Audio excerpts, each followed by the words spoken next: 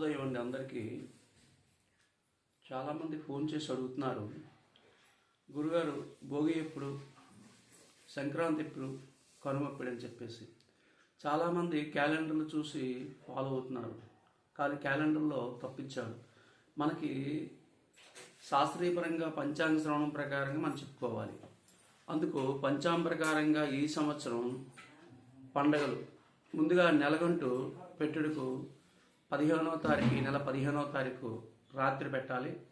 తెల్లవారితే 16వ తారీఖు పడుతుంది, సోమవారం అవుతుంది. 15/12/2025 తెల్లవారితే 16వ తారీఖు నెలగొంటు పెట్టాలి. నెలగొంటు పెట్టడం అంటే ఆ రోజు నుంచి మనకి పండగ ప్రారంభం, అంటే అక్కడ 15 రోజులు ఉంటుంది. 14వ తారీఖు 14/1/2026 భోగి పడుతుంది, బుధవారం నాడు. 15/1/2026 మకర సంక్రాంతి గురువారం నాడు పడుతుంది.